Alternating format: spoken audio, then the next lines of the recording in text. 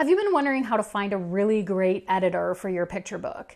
Maybe you're working your way through my Writing Picture Books class right here on YouTube in a playlist called Writing Picture Books, and you've gotten to the lesson where I talk about editing, where you can revise and refine your manuscript, and at that point I say this is when you would bring an editor on board and you think, well, how and who and how do I find them? So in today's video, I want to share with you one way that I found a really good editor on the platform called Fiverr. I'm also going to share with you my top 3 tips for how to set your expectations when working with a freelancer online. These are top 3 tips for really good communication with your freelancer, which is so important. Before we get going, here's a disclaimer that this video is not sponsored by Fiverr. I'm simply sharing my personal experience. I have no affiliations to the platform besides the fact that I've used it to hire freelancers for myself. And I'm going to share with you how I've personally felt that I've had some success doing that. I want you to do your own homework.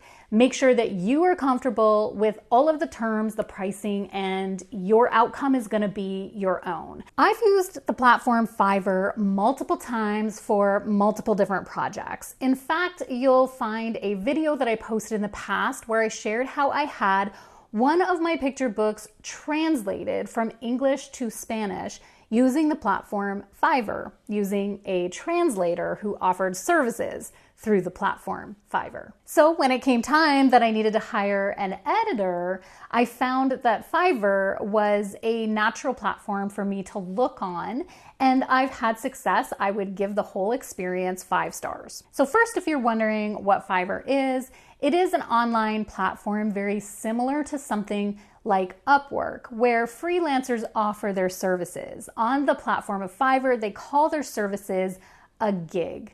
The one feature that I really love about Fiverr is that you can use filters to filter out services that you're not as interested in. For example, I can use filters to choose the countries and languages and even the price ranges that I want to be shown freelancers. In the scenario where I have written a picture book that is primarily for the English language, I can choose to have English-speaking countries and a service provider who primarily speaks English, and I can choose that because I know it will best benefit the work that we do together in that particular scenario. Whatever your scenario is, you can filter and choose the freelancers that show up in your search. I like it that you can go onto the freelancer's profile and look at the gigs that they offer. You can see their reviews and a little bit about themselves. And if you're left with questions, you can message the freelancer and ask them a few things that are on your mind. In the case of hiring my recent editor, I found that they responded to me very quickly and efficiently. They even let me know when in their queue of lineups of customers that my editing would fall, how long it would take to deliver my project, and I felt very comfortable using them to edit my book. What I want to do is a whole separate video where I show you behind the scenes of working with this editor and what it actually looks like. What did the draft look like that I sent to them? What did they send me back? What did the revisions look like? Because this could be very useful to you to know what to expect from an editor. But I feel that that needs a whole standalone video. I'll break it down a little and show you some actual real life sentences that I had written, that the editor challenged, that they showed me another way that I could present that sentence or paragraph, and why that was so useful to me. I have grown a lot as a writer simply from working with editors who not only offer grammar correction, but content feedback. So here's my 3 tips for how to set your expectations for when you're working with a freelancer, whether you find that freelancer on Fiverr or another platform, or perhaps someone just right in your own hometown. You need to have clear expectations and really good communication. You want to be specific about the type of edit that you want. So you see there's different kinds of editing. There's what I like to call content editing, and then there's grammar and punctuation style editing. I like to very clearly state what I'm looking for, and if you're using the platform of Fiverr, you want to make sure that their gig aligns with what you're looking for, that when you read the list of outcomes that they're offering, that it is actually what you're wanting. Clearly state whether you're looking for proofreading, copy editing, line editing, or developmental feedback.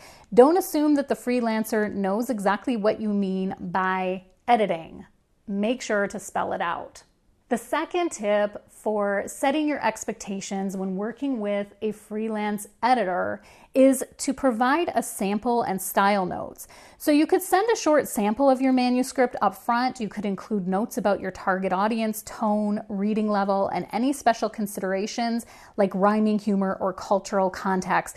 I do want to say this, most editors won't be editing rhyme unless their gig specifically states, I am a rhyming editor. So I also found that when you employ them through the gig, when you go through the steps on Fiverr, they will have spots that you add all of these notes and considerations.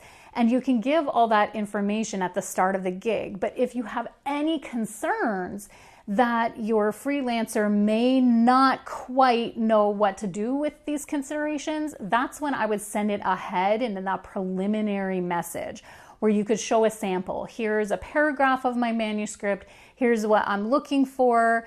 And what kind of editing could you imagine doing with and for me on this project? Always make sure you clarify communications and deadlines. That is the third tip to setting your expectations when working with a freelance editor. Make sure to confirm how many rounds of editing there are included. When I was working with my freelance editor on Fiverr, that editor offered 1 revision. If I wanted further revisions, they would charge extra, which was understandable because I understood it, we agreed on it up front, and I did find 1 revision would suffice for my particular manuscript. Make sure you know when you can expect the delivery. If you want the chance to review the changes before finalizing, ask if that's part of their process, and it typically is if they're offering revisions. I also found that Fiverr gave a window of time for you to receive the gig results. So the editor sent me back the manuscript via a Word document, and I was given something like 5 days to review. If you feel that you needed more time before the revision, there is a little button that you can toggle on Fiverr that requests more time. If you run out of time and you don't let your freelancer or Fiverr know this, it actually closes the gig and it calls the project done. So be sure that on your side of communication, you're letting the freelancer and Fiverr know where you are at in the review process, and keep that gig open until you have the chance to review and give your final notes and receive your revision. In my own scenario, I've been able to give Fiverr and the freelancers that I've worked with 5-star review, and I feel comfortable enough sharing this recommendation here on the Picture Book Creators channel. But it's really important to know that if you choose to go forward with that platform, it is going to be your own experience, not mine. And once again, my disclaimer, I'm not affiliated with, sponsored by, or connected to Fiverr. I'm just sharing my own personal experience with you. If you found this video helpful, give it a thumbs up, hit the bell for notifications, subscribe to the channel. I love having you all here as we grow together in picture book creation from idea to publishing. In this year, I'm focusing on writing your picture books. You'll find a free class here on YouTube on the playlist called Writing Picture Books. So check out that class. It's 6 lessons that take you from the start of an idea all the way to final manuscript. And I think some who are doing that class are asking the questions, how do I hire an editor? Which is why I felt this particular video would be really relevant and helpful to you. Until next time, picture book creators, keep writing.